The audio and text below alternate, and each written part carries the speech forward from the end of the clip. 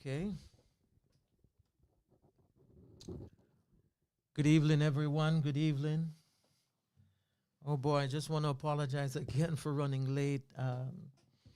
Just having some technical difficulties and all kinds of stuff going on. So we're going to have an abbreviated piece today. We don't want to keep you long. We're already running behind schedule, so pardon us. We're going to try our best to work through what we have for you today. Just want to welcome you again to the program. Those of you who are watching, we won't have any Let's Talk. As you can see, we're at 4.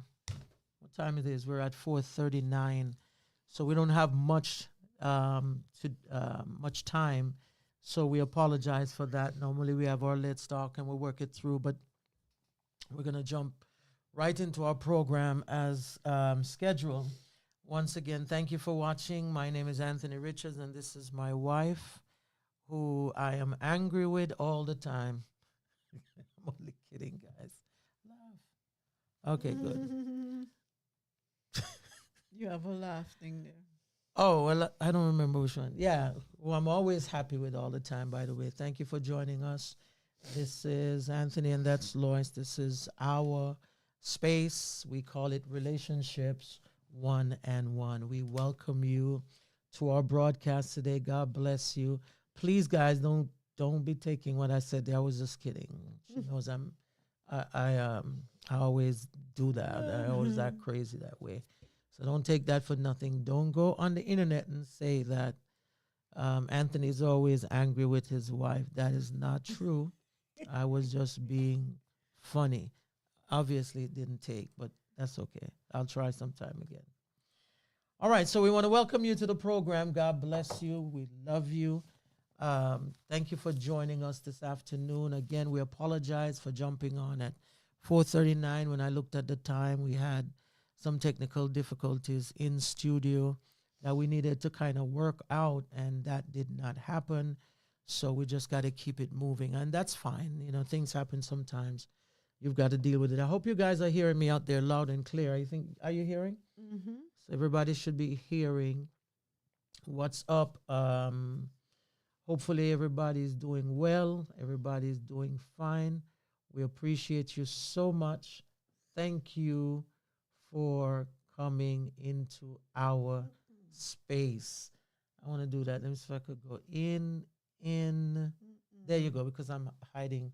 There's some impurities in the back. So you didn't see it, but you see it right there. But you're good. So we're good. I think we're good right there. Let's leave it there. All right, we'll work with it. All right. Oops. Oh. Yeah. All right, so here's what we'd like you to do for us. Please hit like and share the broadcast with someone that you know who may be or who wants to just kind of check out what we're doing. We're talking about anger today and the importance of not being angry. Part 2. And this is part 2. We did part 1 last week. Please check out the broadcast for last week. We did that last week. We're going to do part 2 this week, see how far we can get. We might have a part 3. We don't know. But let's see how it rolls because we're starting late. So we have essentially just probably an hour and maybe 13, 14 minutes. So we want to work with that just for, all intents and purposes to see what we can accomplish as we try to as we try to get through the program.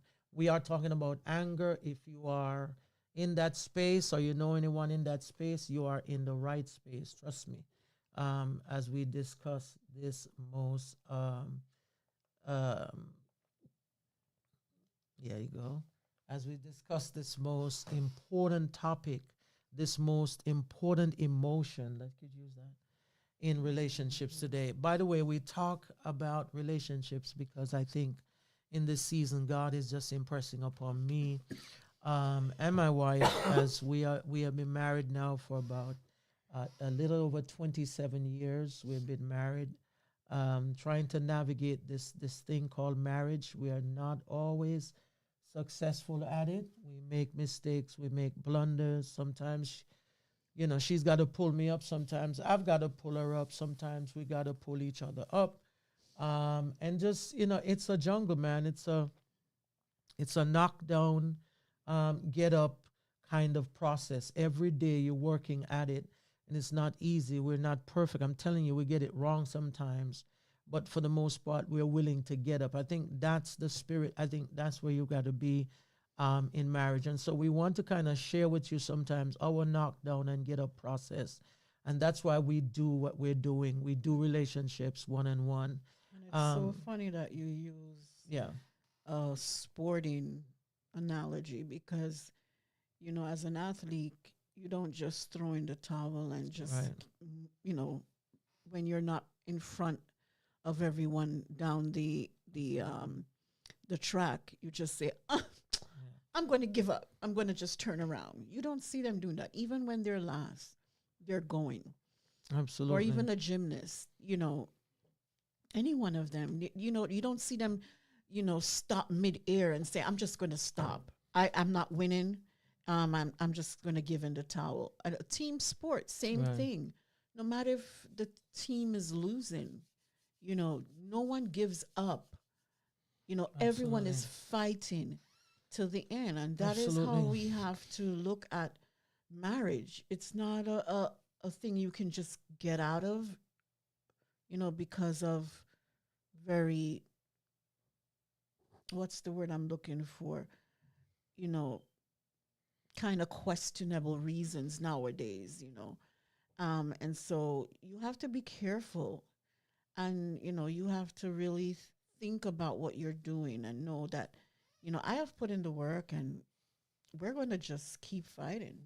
Yeah, it's just a lot of work. I mean, it really is. And for people who are out there and you just feel like, well, everything ought to be hunky dory and, you know, everything ought to be perfect, it doesn't work that way. And so that's what we try to do with this program. We try to kind of get that word on the street, you know, that this is a fight, this is a battle. This is an institution that the enemy always wants to make a mockery of. And he always wants to put it down. He wants to destroy it because he knows the value of when two people are like-minded or they're growing into a space of being like-minded. He understands the power behind that. And so if he can just destroy it, that's what he's going to do. And he's going to do everything in his power to make you walk away from what you have committed to. With that being said, before we get in the program, let me just pray because I want us to read something to them on the other side of the prayer. Remember, we're not doing any let's talk this afternoon. We're just going to go straight into our program, Anger. Just kind of dig into it a little bit deeper sometimes. A little bit deeper than the last time. But so let's pray because I got something I want to share with them before we roll out. Father in heaven, we just want to thank you for your loving kindness, for being over us all throughout the week, for protecting us, for feeding us, for providing for us, for giving us grace, for giving us love and mercy, for waking us up every morning. Even when we did not deserve it, Father, you are waking us up. And so we want to praise your name, God, because your name is worthy to be praised. We ask that you will come into this space. Be with me and Lois now as we try to articulate and not to humiliate, as we try to lay out a course of action to try to help those who are wounded, particularly in marriages, as we try to navigate our own wounded space as two wounded people coming from separate backgrounds. Father God, we just pray for your love and mercies to over us right now in Jesus' name, with the forgiveness of our sins. Amen and amen. So I read something today and I want to read it for you guys. It says, family is not simply a social structure, a chosen lifestyle, or a source of fulfillment. Family is a crucible in which faith is formed and refined. I'll make you read it so the both of us could read it. Go ahead. Family is not simply a social structure, a chosen lifestyle, or a source of fulfillment. Family is a crucible in which faith is formed and refined. That was done by Hannah Anderson. Yeah. And I just thought we'd just read that in conjunction with what we were saying before about hanging in there, working with it, Understand that it is a building process. Understand that it's hard. It's a knockdown. Get up again, as you say, as we agreed that an athlete trains, and sometimes they lose, but they get up and they fight again to go to the next Olympics, and they train harder and they train harder and they meet obstacles. Sometimes they'll have, a sprained ligament, or they have to do surgery to repair, different kind of torn ligaments or whatever. But they don't just give up. They keep fighting. We have come to tell you, fight, fight, fight. This is really tough. I know it's hard for some of us who are very short-tempered. We're not as, as long-suffering. Some of us are extremely short-suffering. My suffering is it's just an inch wide. Some people are not even 5 inches in terms of suffering. You do have people who are longer in terms of their suffering. But, picture a tape measure. People have different degrees. Some people are just 1/4 inch with their suffering. 1/8, 1/16, a 3/4 in their suffering. But you got to fight this thing. You got to work on this thing. And so just understand what I'm telling you. When we look at this idea of family and we look at this social structure as to how the media and our sociologists have defined it, but it's really a crucible. It's a place where and I've said it on this program before, you come to be crucified. You come to be release of yourself and take on the identity of the other. It's a place where you look in the mirror and you have to treat the person like how you will treat yourself. So it's really a tough, tough place to be. I'm telling you, every day we go through it. Not like we fight every day. That doesn't happen. But there are times when we have sharp disagreements. There are times when we don't see it a certain way. And, we just got to reason this thing out and keep it moving. So I know there's a lot of marriages out there that are suffering, dying, because people are not able to deal with some of the nuances that affect a marriage. But, folks, you can do this with God's help. Amen. With God's help, with praying and with surrendering of oneself. I promise you, you can make this thing work. So I'm just here to talk to somebody and remind you that this is not just about a social structure. It's not just about, an immediate family. It's not just about being married and walking down the road, down the aisle and cherishing, times. Yes, those are part of it. There's the Cinderella part to it, but there is the crucible part to it. And that's what people cannot deal with. That's what people cannot bear. That's what people run away from. Yep. And they use human reasoning to explain their need to get out, their need to not just hang in there. They use human reasoning to kind of paint over for better or for worse. But I'm just trying to tell you something. It's a crucible. It's a crucible. Did you hear what I said? It's a crucible. Sometimes I keep telling you, there are days when I swear to God, I'm saying to myself, why am I here? And I'm just praying that there are days when we're not saying the same thing on the same day. Because that's like you're out, man. But yeah, and that's why I think as we're on social media, Lois, one of the things that I never want to do is to make people feel like we are prettying this thing up and to be hypocritical, to pretend as, what we have is the best thing out there. I think that is, every couple who I've seen do that on social media, they are no longer together today because they were living in this kind of fantasy. Yeah, this cocoon presenting this image, and it doesn't work. We are human beings. We have faults and failures. And first we must accept that. And I accept that about myself. And so too, Lois accepts that. We do. And so, yeah, believe me, behind the scenes sometimes, it gets a little bit salty. I don't know if you're listening to me. It gets salty, but we learn to cope. And so, yeah, remember, family is not simply a social structure, a chosen lifestyle, or a source of fulfillment. Family is a crucible in which faith is formed and refined. If you want to be refined, get married. If you want to be in a crucible, get married. Get married, because when you get married, you are in a crucible. Immediately, you are in a crucible. Immediately. From day one. You might not recognize it, don't mean that it don't there. Or it's not there. Okay, so we are talking about anger today. Love you all for joining. Thank you to all of you who are on YouTube. All of you are on Facebook. We love you. God bless you. We are talking about anger today.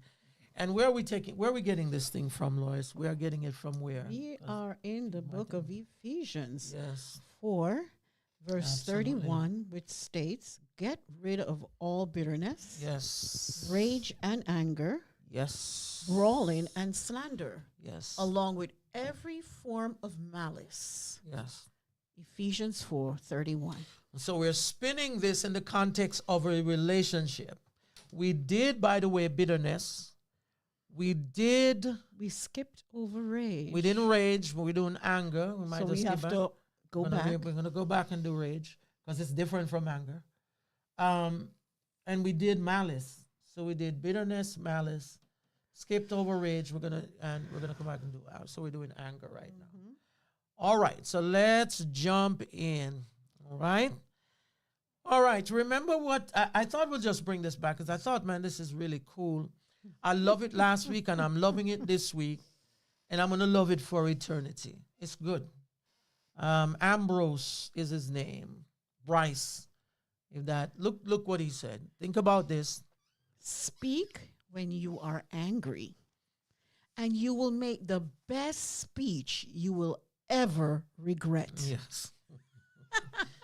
Powerful. Wow. You guys got to write that down, put it on your walls.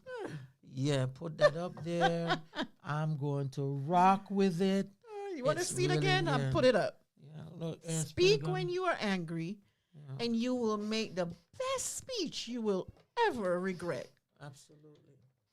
Is that a woman or a man? I don't know. I think it's either way. It's a man. It's a man? Okay. So that one is Yeah. so funny. I love it. Yeah, it's pretty good. Think about Yeah. that. We did it Yeah. last week. We thought putting that on some shirts. Oh, yes. Hey. Sorry, and I like I that. need my relationships one-on-one shirt. Just saying. Yeah, just putting that out there. All right. So the reason why we're talking about anger today is that we are convinced, we believe that there is a lot of anger being expressed in many relationships today. And by the way, I believe anger is not only expressed out verbally, but it is also expressed from a internalized silence perspective. I think sometimes we verbalize anger, and sometimes we internalize anger. And sometimes we are very quiet with our anger, but it comes out in our relationships, it comes out in our actions, in the way we look at each other, in the way we smirk at each other, just the body language, it comes out even in body language.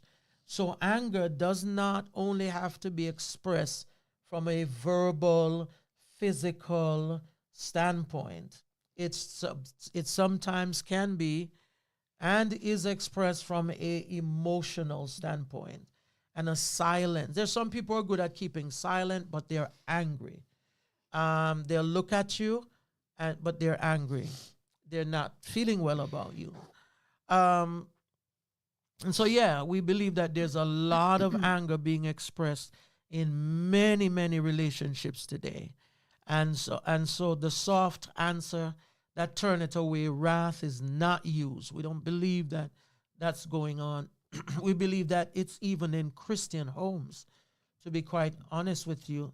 We believe that it is even more prevalent in Christian homes than in worldly homes, rather, because I think Christian homes is where the devil attacks quite frequent. The devil attacks frequently, I should say. So I just believe it's in more of in the body of Christ. Anger. Sometimes people are angry with you and you don't even know. But they're angry with you. Sometimes your husband is angry with you and you don't know. And I mean, we went through the different kind of stuff that happens when people are angry, and the different types of bitterness, their levels of bitterness that people have. And so we dealt with that last week, and we're going to continue to deal with that. I looked up again for you. I like to give a definition, right? And Lois, according to the Merriam-Webster dictionary, defines anger as what? A strong feeling of displeasure. Yeah. And usually it's accompanied by what? Antagonism. Yeah. And again, the antagonism can be diplomatical. It can be masked in the way it's an aggression, but it's masked. It comes off in a way that is more diplomatic. It's kind of this silent anger. So it's masking antagonism, all different types of antagonism and different levels of antagonism. And you finish the rest of it. It also describes it as rage, which is defined as an intense feeling or a fit of violent wrath. And we're going to deal with that rage issue. I think you're making a good point that we really need to look at rage, because we really need to know the difference between rage and anger, right? They're two distinct differences, and the Bible mentions them. So there must be a reason why the Bible mentions them differently. Right? So, but anger, has to deal with a strong feeling of displeasure. I don't like what you're doing, and it is bothering me. It's getting me upset. I don't like what you're doing. Stop doing what you're doing to me. And so there's a displeasure that is associated with anger. And remember, anger always happens in the context of relationships. Relationship on the job, home, in your business, in your daily dealing with, even driving to work.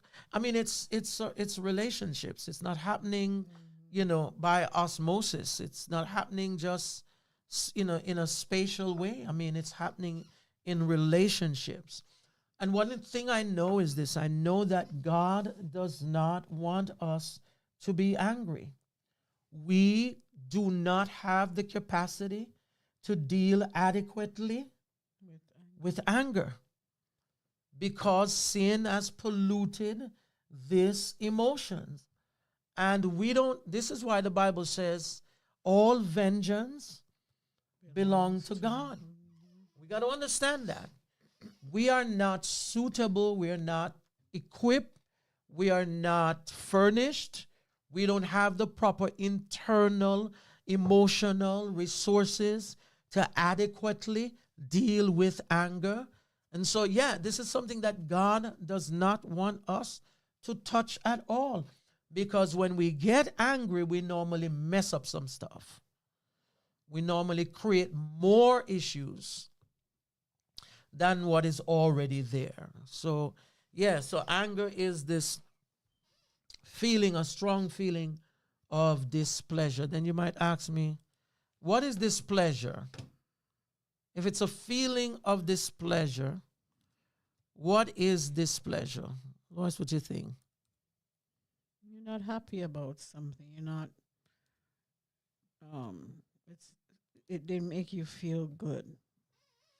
Right. Displeasure is this, as it says, it's annoyance, it's irritation, it's crossness, it's anger, it's vexation, a feeling of I feel annoyed.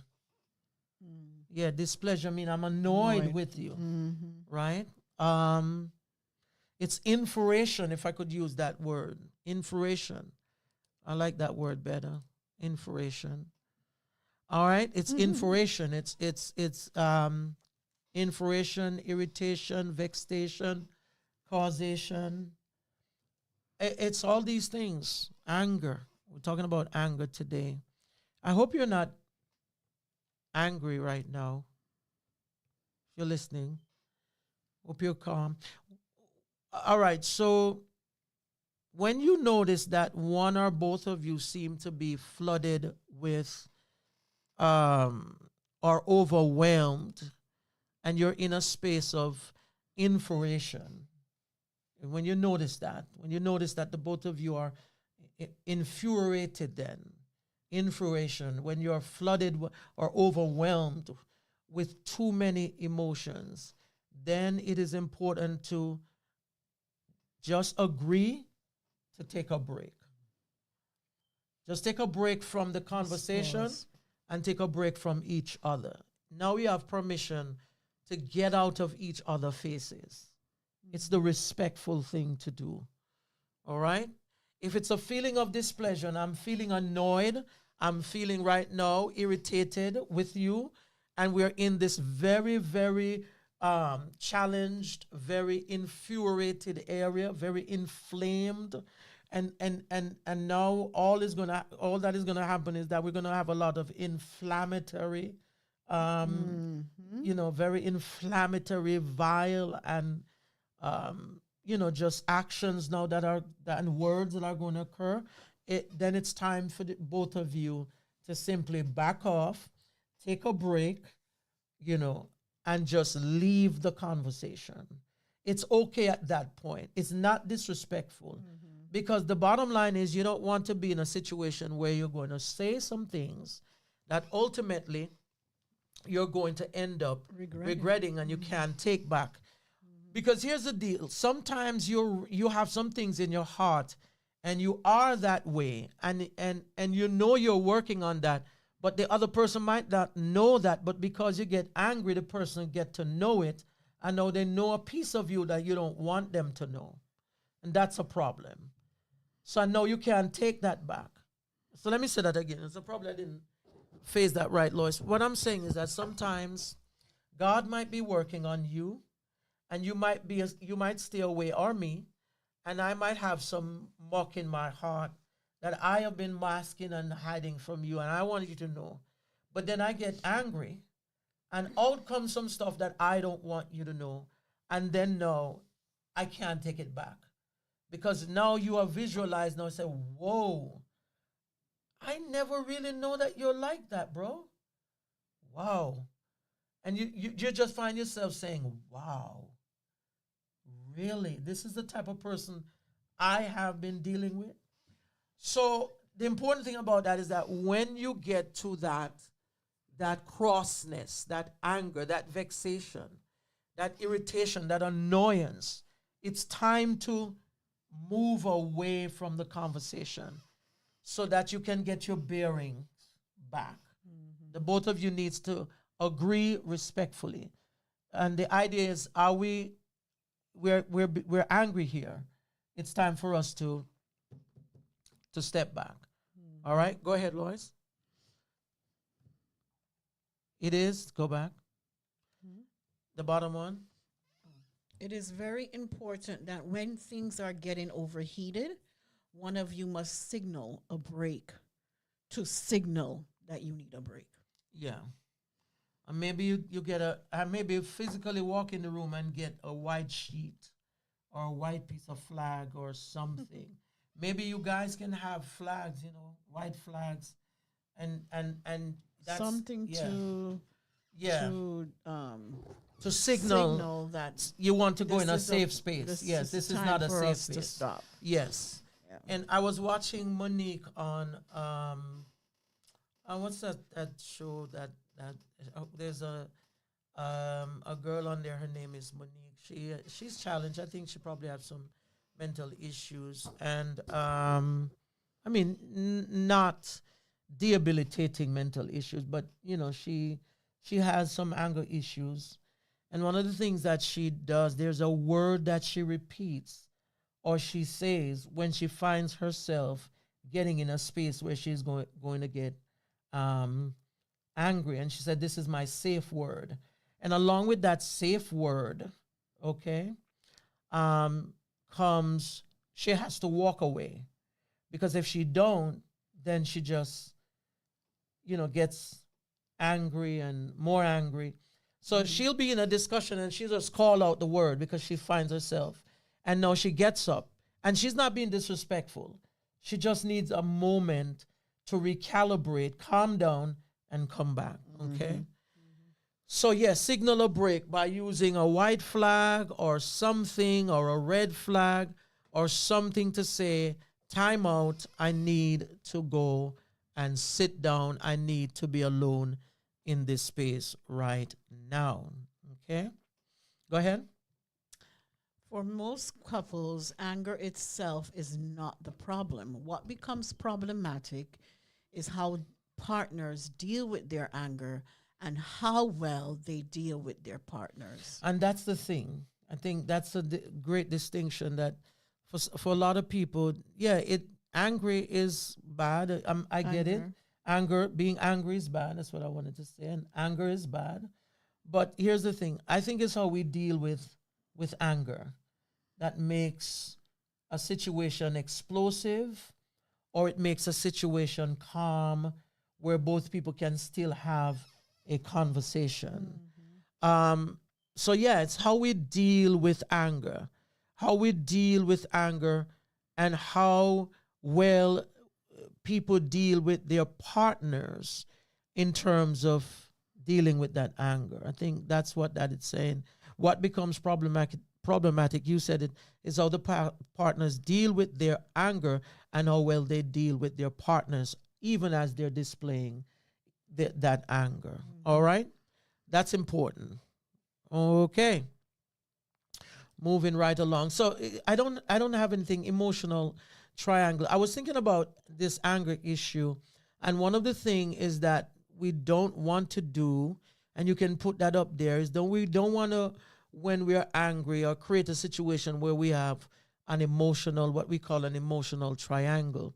Now, I know that there's a lot of definitions for emotional triangle, but from our perspective, an emotional triangle is when somebody is angry and you go outside and you do not ask the other partner for permission, and you bring somebody into the circle who is going to come and take up for you.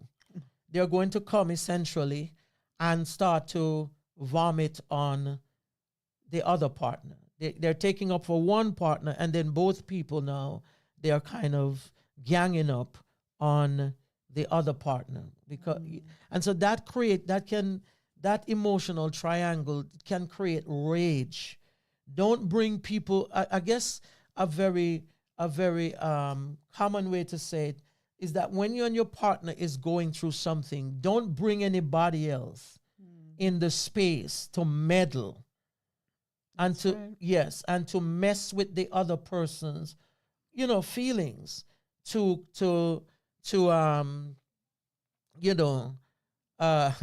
kind of decapitate the person then, or to some people would say just to I don't want to use these words because they're not appropriate. I'm thinking about some words, but they're not.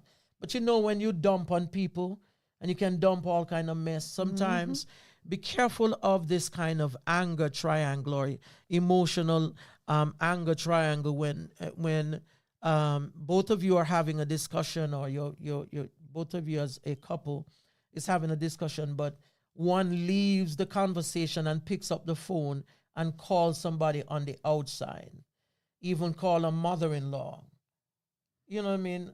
I call somebody who that's the worst thing to do, Lois, in that moment, is to bring somebody into that anger. Neutral person. and very good. And the big thing is that if the person is not neutral, as you say, they're one-sided. Yep. Remember that the relationship is what? It is a relationship between the husband, the wife, and who? And God. That's right. Nobody belongs in that relationship with if anything is happening in that relationship. Nobody belongs in there. It's wrong. Don't bring anybody in there. Okay? Please.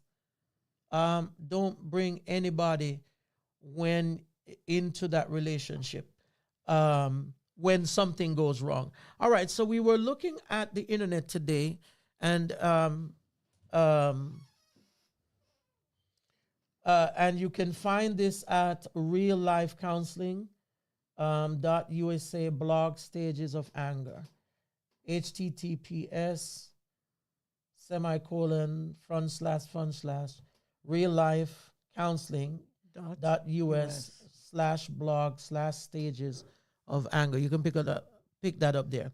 And they talked about 4 stages of anger that I want to look at.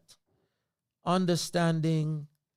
You have that there, Lois? Well, you have it, and I'm, oh boy. Isn't that what you have? Yeah, understanding. No. So let me see if I could find it again. Do you have hold on.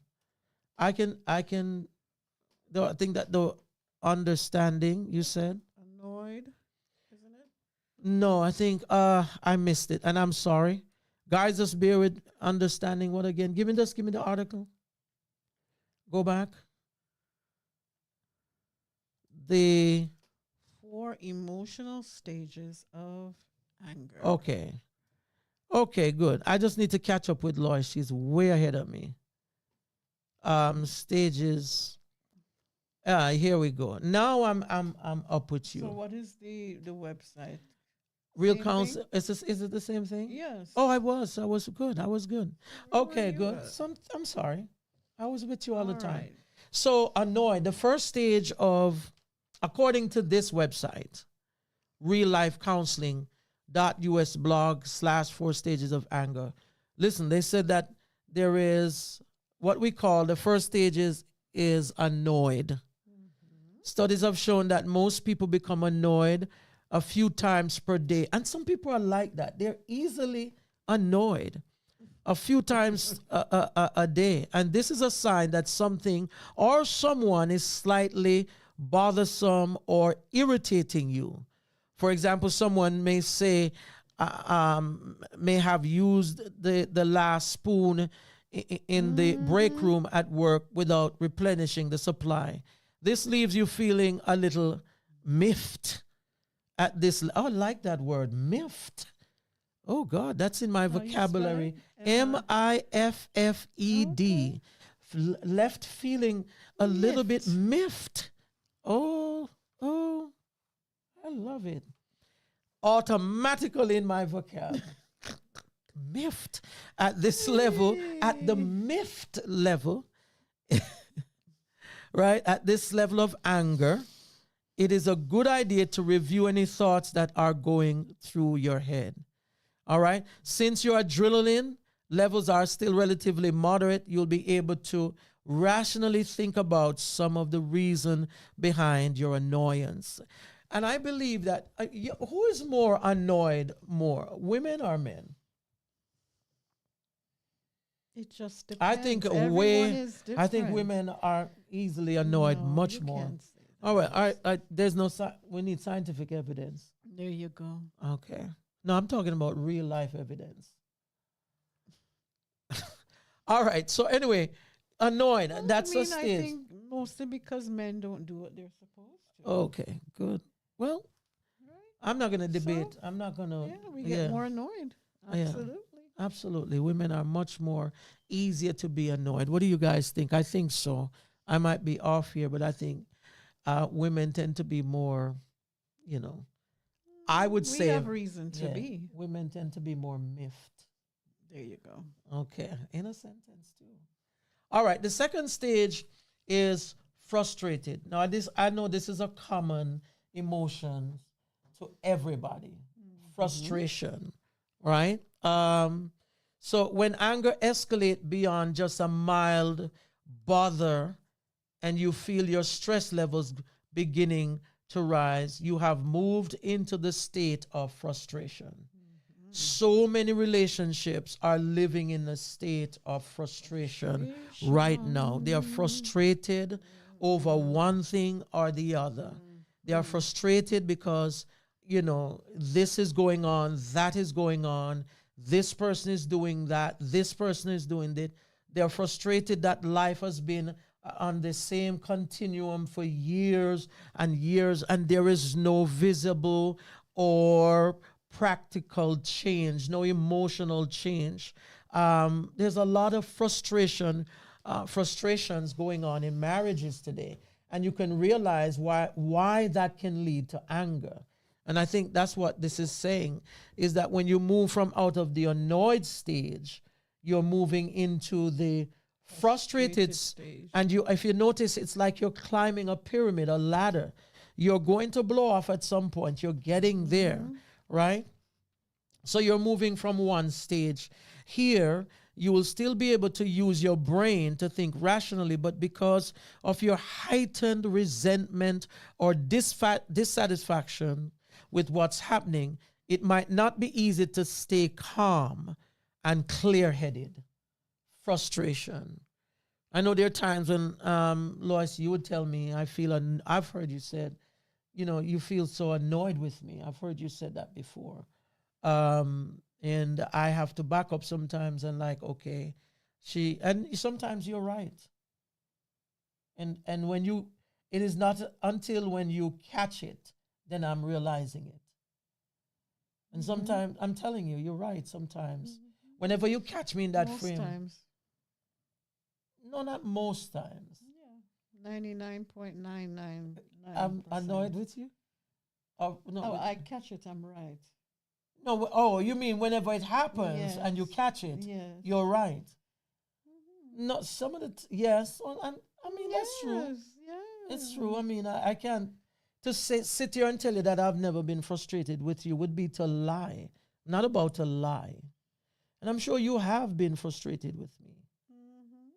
Sometimes, I don't know how good I am at recognizing when you're frustrated with me. Are you good at recognizing when are you good at determining when I am frustrated with you? How do you know? No, let's be real. Come on. I mean, we're not playing with these Your people. Body language. A body language? What loud. else? Just you will say it too. Okay. Yeah. Does my eyes change? Do you recognize? Your whole face change, not just your eyes. Oh, so you see things. Yeah. And how does it make you feel when I'm frustrated with I am you? on. Yeah, you're in the chair. Yes. No, I didn't ask to be in the chair. No, well, you are in the chair by No, virtue of thank this. you. How does it make you feel when I'm frustrated with you? Like, what kind of emotions are you feeling when I am frustrated with you? Just disappointment that has happened, I guess. Oh, just disappointment. And you're saying, and you don't like, so that's a space you don't like to be in. You don't like to feel, I suppose. No. It makes you uncomfortable. Yeah. Do you feel like you want to approach me when you're frustrated with me? When you think No. so it shuts you down. Yeah. And you don't want to communicate at all. No. Okay.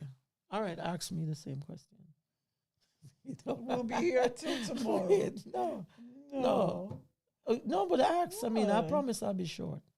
What were the questions? How do you know? How do you know when I'm frustrated with you? I think I know when you're frustrated with me because you're not vocal. Again, your eyes too is that for me. Your eyes tells a lot. I can see it in your eyes, the way you roll your eyes, the way how you. I do not roll my eyes. No, wait a minute. The way you probably look away. You have sharp looks. When you're not frustrated with me, you look longer at me. It's like, no, I'm telling you. Really? Yeah, you look longer at me. Like your looks are longer, so you're looking at me, and you're looking at me, and His sometimes eyes get brighter. Who said that? Who said that? Yeah. Yeah, your eyes get sharp. They are sharp looks. And your eyes blink quicker. Yeah, but when you're not frustrated, I can tell there's kind of this kind of relaxed smile behind. You can see that there's no tension. Calmness. Yes, correct? a calmness to your eyes. I'm a very calm soul. Well, yes. Yes. 99.9% of the time. There you go. And I can testify. And I'm going to give you props where you need to get props. Because I'm not about to give, I'm giving you flowers now. Because I'm telling you, I know that. I'm good I'm good at doing that. But those are, and it doesn't take, with you, I don't know if it takes a lot to get you frustrated. What happened? What he said? Really, Torian? No, for real. I see it on your wings. Oh, changing. wow. He's agreeing. Yes. He's agreeing. I'm telling you. But you don't see it, though, because you're not on the outside looking in. So what the other person is seeing. Yeah, but So how does it make you feel? well, when you're frustrated with me, I kind of translate it as pretty funny. I'm serious. Really? Like I want to, like when you're frustrated with me, like I just want to say something really smart in the moment, but I know if I say Yes, something because smart, you're fresh, you're rude. Yes, I know. I really want to say something smart in the moment, but I know if I say You something see, today smart, you gave yourself away in No, your no, sermon. why? You said that when you were in, which one was it? Primary school Yeah. or what's the first one? No, it was basic school.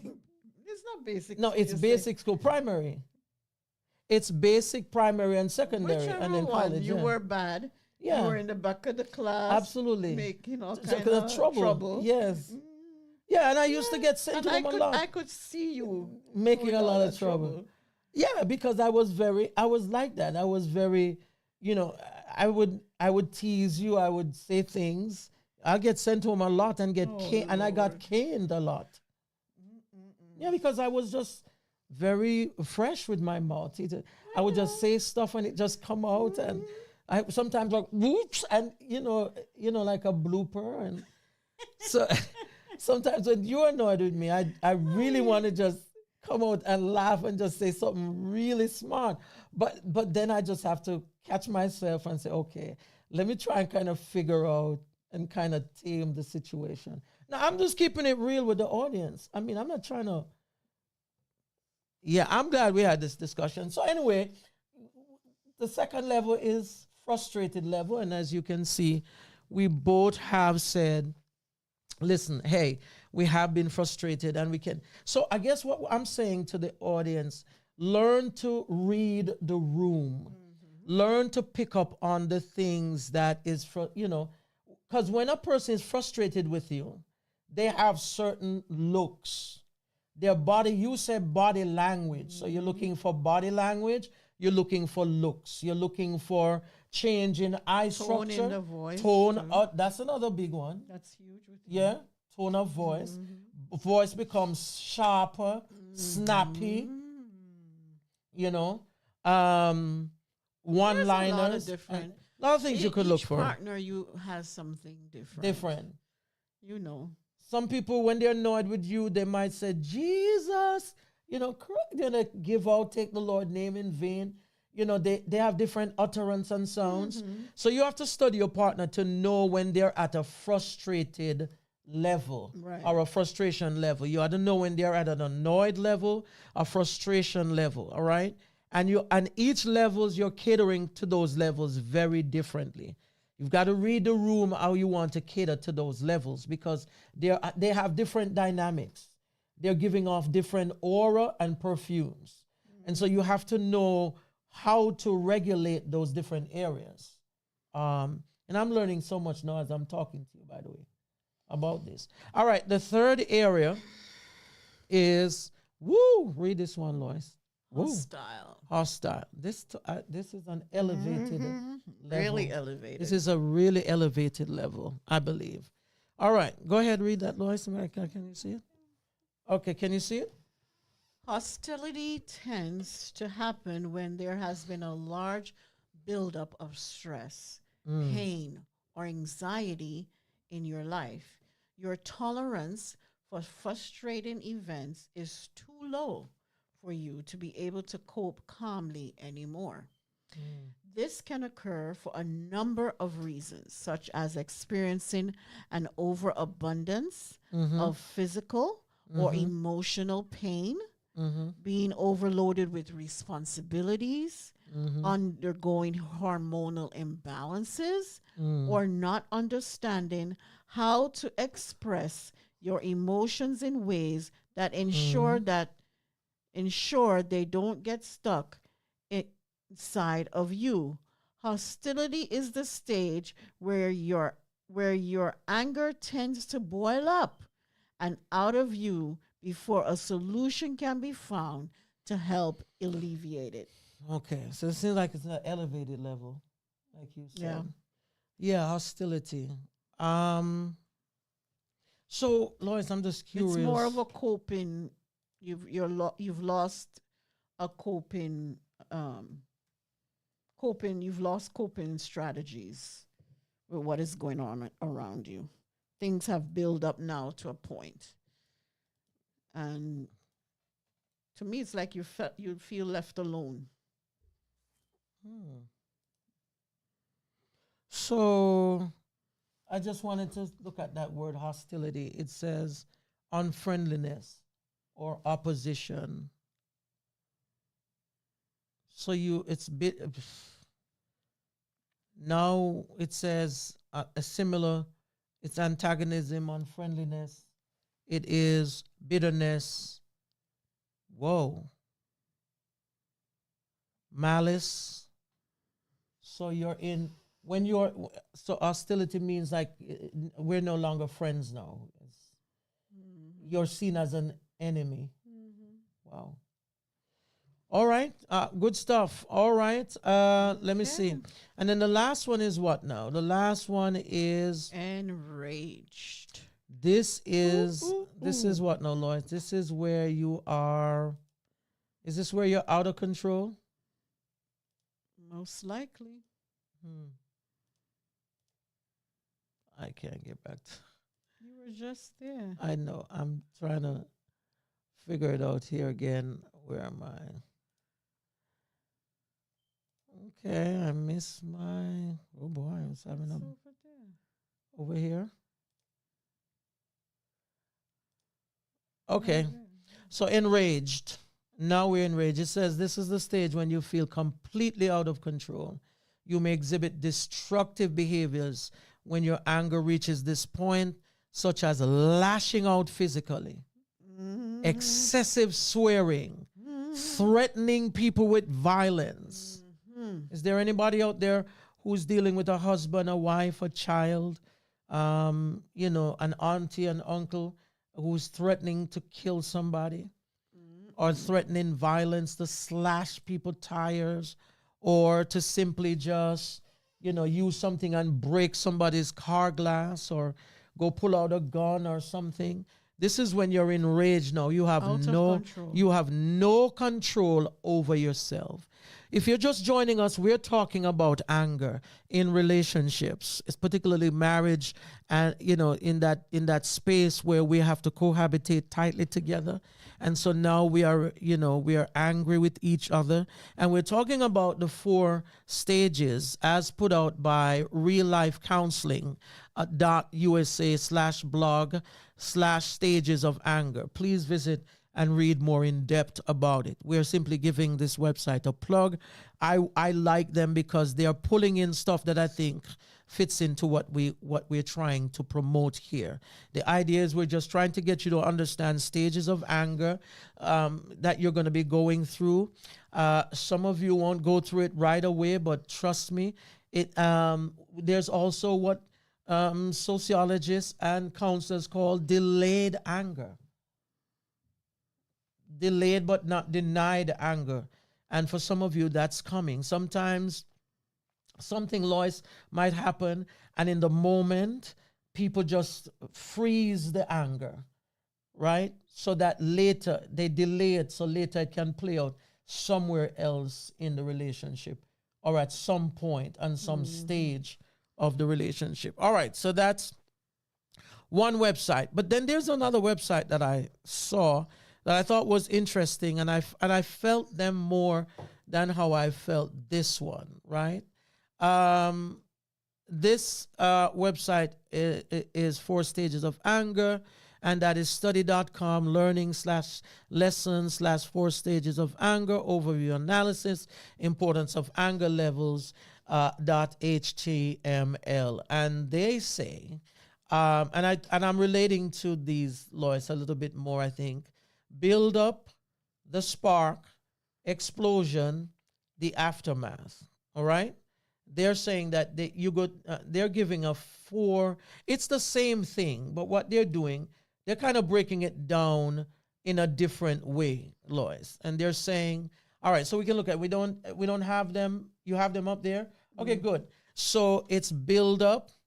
Build up is the first stage of anger is the build up, which serves as a foundation of any anger. Listen, anger is built upon the foundation as the factors behind the built up can explain its presence entirely. The built up stage of anger may be rooted in internal thoughts about oneself or the other person, such as pessimism about the past, future, lower thoughts about oneself regarding self-worth or capability, or an overall negative attitude about themselves and others or their environment. So built up. This one is very simple to explain. When you have something going on over a period of time, it creates a build-up, right? It creates a foundation to which everything is going to be. Anger is built upon on this foundation. That's the annoying Yes, part. exactly. As such, factors behind the built-up can explain its presence entirely. All right? The built-up stage of anger may be rooted in internal thoughts about the person or what the person has been doing or what the person has done in the past. Past and present is relevant here. So build up. You cannot talk about the thing right now, but it is saved for a later day of explosion. Sometimes you let something slide, then the person do it again, and you don't say anything, and it build up until you create this foundation to which the person is going to take off on. All right, and then they talk about spark. Spark. The spark embodies a thing that ignites an outburst of energy. When you start your car, it creates certain kind of motions in the engine. Certain electricity goes to certain parts of the car, and it spark, and the engine does what? That's why you have spark plugs, because that send out certain kind of energy in the car, and the car start to turn over. So a spark, I would think.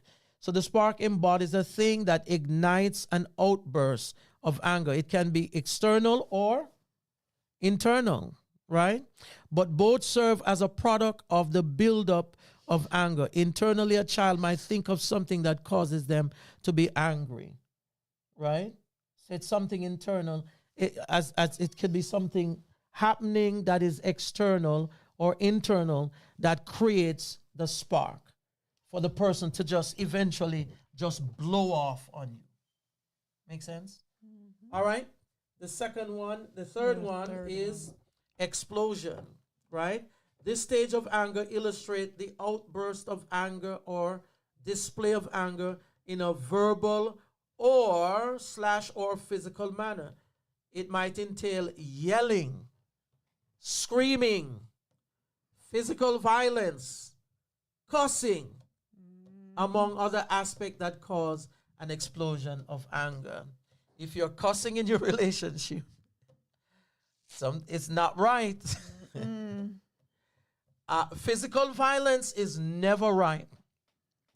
I don't know if you're watching the news, but I am, especially when it comes to relationships.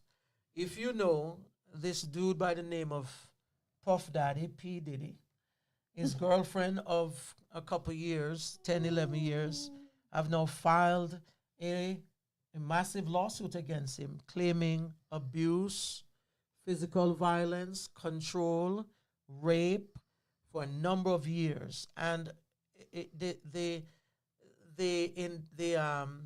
filing is very, very just deep, man, and troubling. And so a lot of physical violence.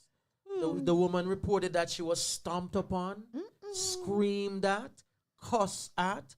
That's what they're saying. Yelled at. She was even.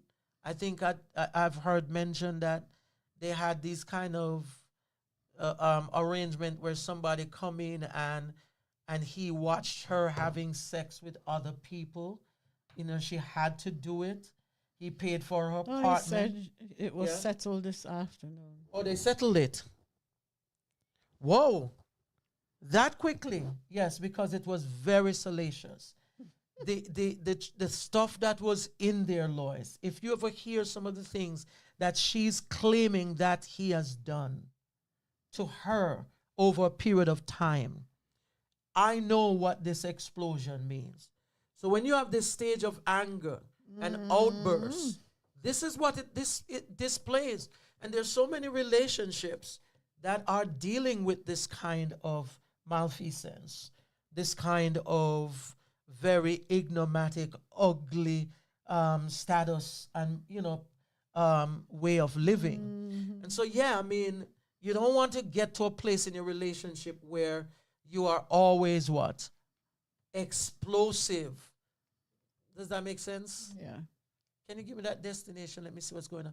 Does that make sense? I'm just trying to say we've got to be very careful in how we deal with this thing called anger. It is real, folks. It is affecting a lot of women out there in relationships. There's so many women who are living in silence right now, Lois. And they're not talking about what they're going through. They have been silenced by different forces, by different circumstances. They're not working. They have to put up with abuse. They have to put up with all kinds of stuff, right? And there are many men too dealing with these same type of, inequities. So so this stage of anger is really, really bad. This is when you know that the relationship is really toxic. The toxicity is loud. Yeah. And if you are out there and you're finding that your relationship is in this space, it's time to do something. Because all you're simply doing is just, piling up on yourself certain kinds of negative emotions that are going to play out in your relationship. And you're going to end up being no good to yourself, nor no good to the partner that you are coupled with. And then aftermath is the last one. And then I want to jump into something else. So the aftermath stage, I love this more than the last four, though. I really do. Okay. I think I bond to them more because it just seem more practical. They're more practical. They're more relatable. Couples can relate to them when somebody get explosive. When you think about aftermath, okay? Now look, in the aftermath stage, this is a very, really bad stage. It says, with anger comes issues that needs to be resolved. I'm sorry. The aftermath stage, let me just read it first. I ran ahead of myself. With anger comes issues that need to be resolved or discussed to ensure no harm is done to oneself or others. In the aftermath stage of anger, problem solving is incorporated to make sure that issues are addressed and that the buildup and spark of anger do not lead to an intense emotional reaction. In these problems, if these problems, it says, are not addressed, a person who reacts angrily in outbursts may repeat the cycle of anger, which only causes more harm than good. So what I'm getting from this, Lois, is that in the aftermath stage, I guess in the aftermath of the anger, issues needs to be called out and addressed immediately. Yeah. There needs to be a solution phase. Yeah. And by the way, there is a therapy out there for you angry folks called solution-focused therapy. It's a powerful therapy.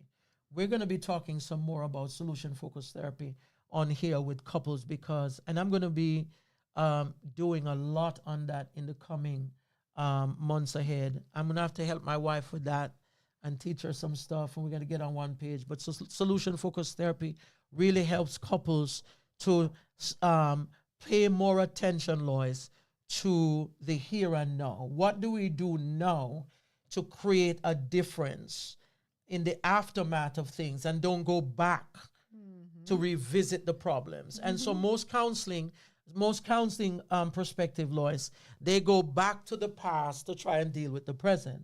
Solution focused therapy said, no, we don't want to go back to the past. We want to deal with the present.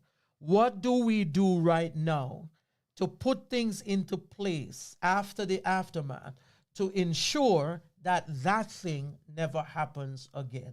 What do we do now? Solution focused therapy. It's a powerful therapy that I think one day I'm going to really employ and deploy in this program. For those of you who don't know, that I am currently working on a little country degree in mental health counseling. I'm doing a master's in mental health counseling, and I'm learning so much about couples therapy, mental health counseling, the different forms of therapies that are out there that can really help couples to deal with some of the marital events that they're going through. My specialization is going to be marriage and family, as that I'm working on marriage and family, by the way. I don't want to specialize.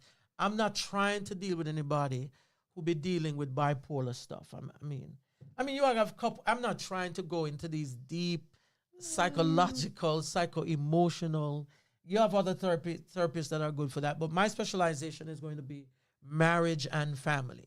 That's going to be my specialization, and that's kind of something I believe God is calling me to. But there you go in the aftermath. So when all these things are done, we need to talk about that. Now, Lois, let's go to 1 Samuel chapter 5 immediately. Let's go to 1 Samuel. And Lois, do you have your Bible with you? 25. Oh, 1 Samuel chapter. Oh, Lois, I love that picture. Oh, Lord. But it's... Because it's green. Oh, it's green, so it took that out. Yeah. Oh, you never catch that one, huh? 1 Samuel chapter 25. And I want to show you something from 1 Samuel chapter 25, folks. Keep talking for me, Lois. 1 Samuel chapter 25. You know, we always bring in The biblical component. the biblical part to show that this is nothing new. You know, there are people that can help us to understand it, how they have dealt with it, how God wants to see us deal with it. Absolutely. And so, when you go to the Bible, you can find a lot of people who have been in the aftermath stage, they have been in the explosion stage, the spark stage, and the build-up stage. And the reason why I did this for last is because in First Samuel chapter 25, we're going to relate this story to you now. And we're seeing somebody in real time. David, the not yet anointed king, is in these 4 stages. And I need, as Lois read, I want you to try and recognize what's going on and see if you can identify the 4 stages of anger. I'm telling you, it's in the Bible. Sometimes I wish David was alive. I would love to counsel with David. All right, we're going to verse 2 where it says, Go ahead. There was a wealthy man from Maon who owned property near the town of Carmel. He had 3,000 sheep and 1,000 goats, and it was sheep shearing time. Listen up, This folks. man's name was Nabal, and his Nabal. wife Abigail was a sensible and beautiful woman. All right, so stop right there because we're dissecting the story. What I love about what was said about this man's wife is that she was what? Sensible. And a beautiful woman. You know what I think? Sensible people don't get angry. Very difficult. Sensible people are normally calm people. True. I think so. I might, real sensible people. But so we're talking about who here now? Who are the players in the story? Nabal, and so far we have who? Abigail. All right, keep reading, Lois. But Nabal, a descendant of Caleb, Sister Vanny Palmer, is it Plummer? Yes, Plummer is saying happy Sabbath. Hi, Sister Plummer, how are you? Is it, do I have her name? Yes. Yes, go ahead. Happy Sabbath to you, go ahead. But Nabal, a descendant of Caleb, was cruel and mean in all his dealings. When David heard that Nabal was shearing his sheep, he sent 10 of his young men to Carmel with this message for Nabal. Peace and prosperity to you, your family, and everything you own. Stop, Lloyd. So he's what? He's crude. Is he rude? And mean in all his dealings. Okay, so what stage would he be in? Build up, spark, explosion, aftermath. Where would he be? Build up. He's crude and mean. Yeah. Okay, cool. Go ahead. I am told that it is sheep shearing time. While your shepherds stayed among us near Carmel, we never harmed them, and nothing was ever stolen from them. Okay. Ask your own men, and they will tell you this is true. Okay. So would you be kind to us, since we have come at a time of celebration? Okay. Please share any provisions you might have on hand with us and with your friend David. Okay. David's young men gave this message to Nabal in David's name, and they waited for a reply. Who is this fellow David? Nabal sneered to the young men. Who does this son of Jesse think he is? So he didn't know him, Okay. right? So what provided the spark for The greeting that he sent. yeah, so that created a spark. Yeah. He's not liking, so he's build up, he's in spark because he heard that now. He's just livid. It's spark. Okay, keep going. There are lots of servants these days who run away from their masters. Should I take my bread and my water and my meat that I have slaughtered for my shearers and give it to a band of outlaws who come from who knows where? So David's young men returned and told him what Nabal had said. Get your swords, was David's reply. All right. And that's the So what stage is David is in the other one. What stage is David in now? Explosion. Is his explosion now, because he's about to go tear this guy up. So he's in an explosion state. Get Go your ahead. swords, was David's reply as he strapped on his own. Wow.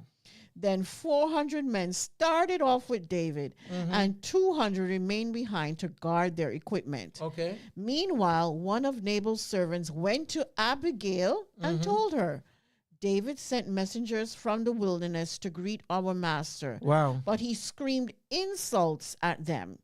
These men have been very good to us, and we never suffered any harm from them. Wow. Nothing was stolen from us the whole time they were with us. In fact, day and night, they were like a wall of protection to us and the sheep.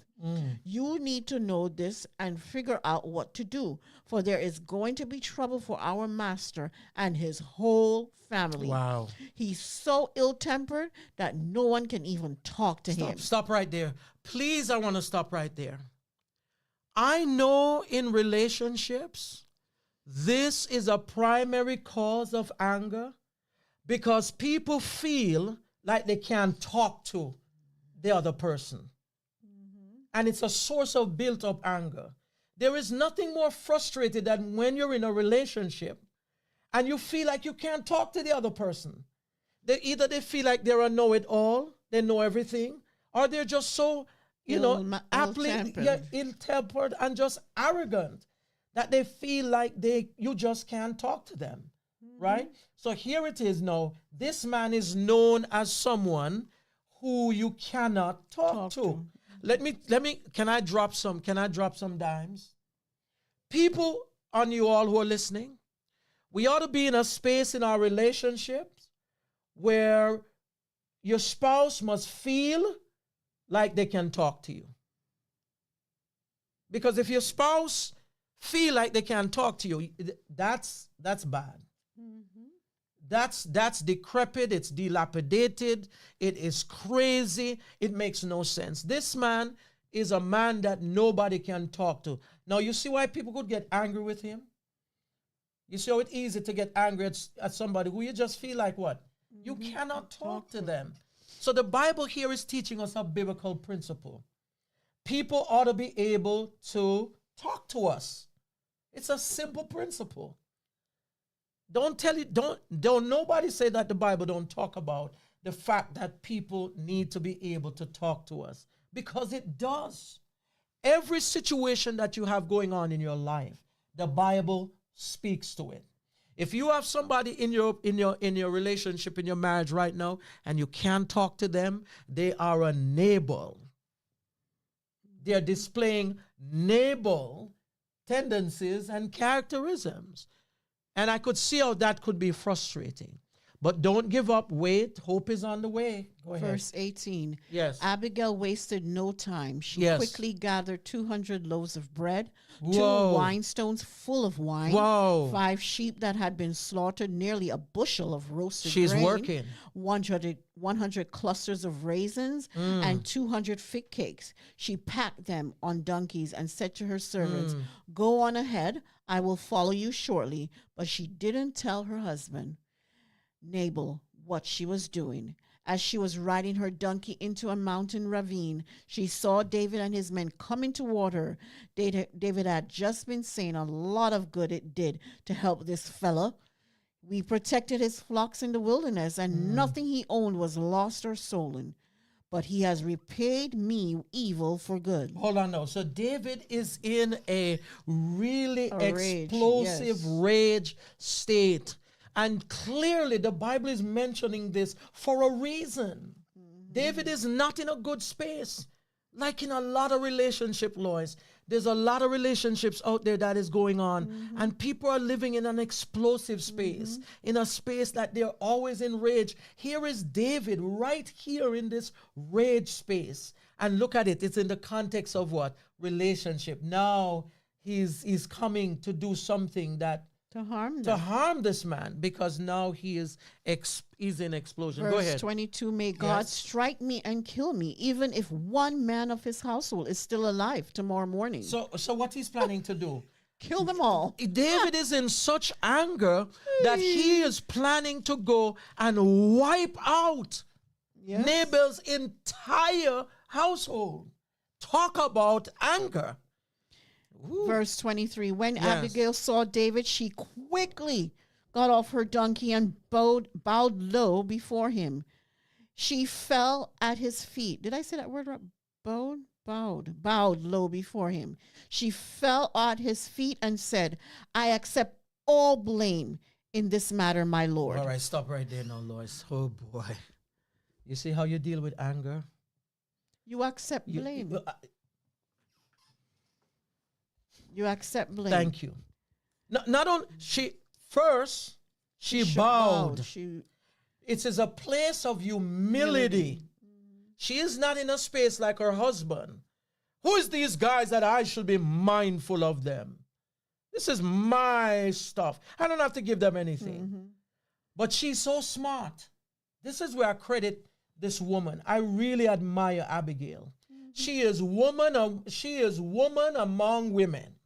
She is the epitome. She's the apex of what female energy ought to be like, right? She's not confrontational. She is not backing up her husband. Where All you right. going? Yeah, What you trying to do to my husband? She's not ready to, fight. She's in humility. She's bowing down before David. And this is what I was telling you. She's bowing down before a man. Listen, David is not even king yet. Remember, he's still out in the wilderness running from Saul. 600 men, 200 staying behind. He's still running for his dear life. He was just anointed by Saul. This is what I was explaining to you all, that in the Bible, this was common practice for women to bow down to men. Abigail understood exactly what she needed to do. What a smart woman. Women must be smart. She diffused the situation immediately. Thank you. Thank you. One of the great way to deal with anger is to diffuse. And Abigail is smart. Yeah. She's in diffuse. She's not in explosion or expulsion. She's diffusing. Folks, the Bible is rich with antidotes that can help us deal with some of the emotional traumas and the emotional wreckage that we have in our lives. And anger is one of them. Here is this woman, wise beyond her years. How many men would love to have an Abigail in their lives? Well, I got one right here, by the way. Go ahead. She fell at his feet and said, I accept Yes. all blame in this matter, my Lord. Please listen to what I have to say. I know Nabal is a wicked and ill-tempered man. Wow. Please don't pay any attention to him. Wow. He is a fool, just as his name suggests. So stop right there. Look at this woman's prescription of her husband. Horrible. Yes, look at her reflection of her husband. Men, if you're watching this program right now, please, your woman should never have that kind of impression of you. I mean, this is classical stupidity. This is how she feels about him. Oh, Akwasi comments, two wrongs don't make a right. David's anger completely irrational. I agree. Would God have approved of his slaughter of tens of people? No. Abigail didn't consult her husband. Listen, shouldn't she have? Since yes. Oh, Akwasi, where have you been? Where have you been? I have missed that progressive, probing mindset of yours. Yes. Now, and this is part of it that I wanted to discuss, and I'm glad Akwasi brought it up, because now let's stop and talk here. Should we stop right here now, Lois? It's sweet. Should we come back next week? Because what Akwasi is saying. Answer her question. Yes, but Akwasi, all right. So Akwasi, you're right to say, number one, David is completely in this space being irrational. He's not thinking like a Christ-like. He's in the flesh. Yes, he's in the flesh. Yes, Akwasi. Absolutely. So Akwasi, you have nailed David here. And God understood that too, just like you. Two, would God have approved of his slaughter of Nabal's household? No. All right.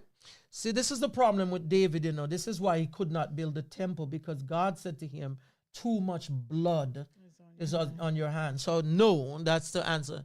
So Abigail didn't consult her husband. True. Let's stop right there.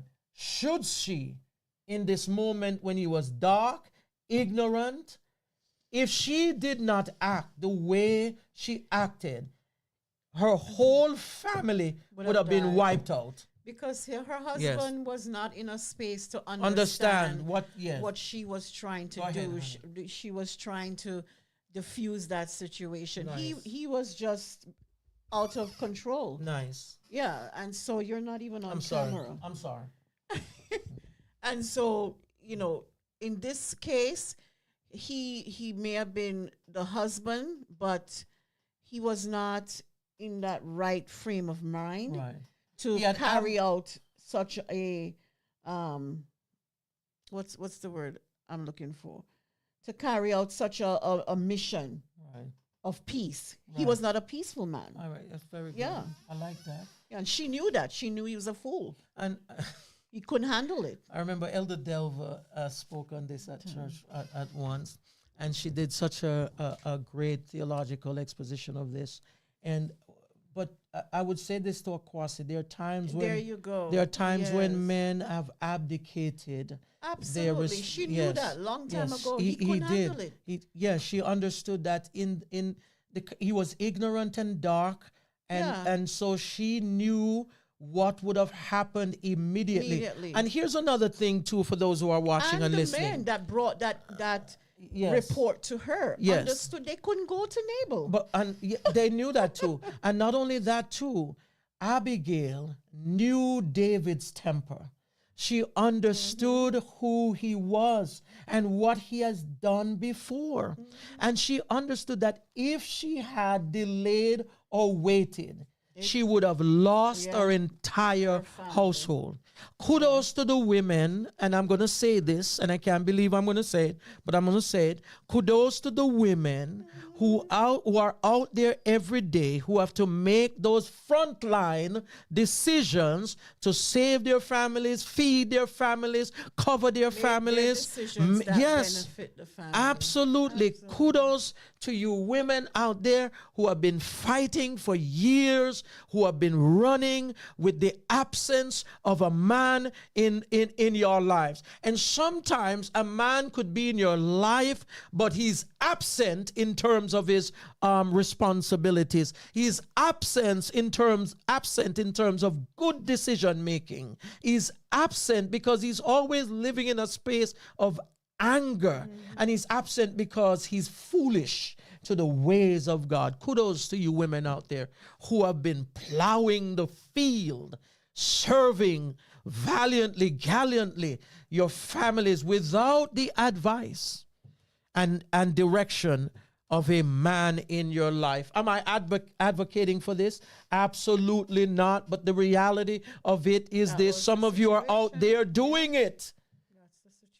Abigail had a man, but he was a fool. Abigail had a man, but he was very dark and ignorant. People couldn't talk to him. It. So she had to make that decision. So the home, we're going to finish up that story. You like it? Next week. Yes. Come on for part 3, yes, folks. You're gonna love it. You're gonna love it. Yeah, powerful. We are on this anger story. Yes. And we're going to do anger part 3. We were on part 2, but guess what? We got to go to part 3. Yeah. All right. So we'll see you guys. Thank you so much. You guys have a wonderful week. This is coming up to Thanksgiving. Isn't it? No, I think. Where are we now? We're yes, Thanksgiving is next week. It's Thursday coming. So the following Thursday. Honey, you're confusing me. It is Thursday. Thursday. Siri, when 23rd. Okay. Yes. What date is today? Today is the 18th. Oh, wow. Have fun with your family. Love on everyone that you meet. And have a blessed week, everyone. Thank you so much for watching. Bye-bye.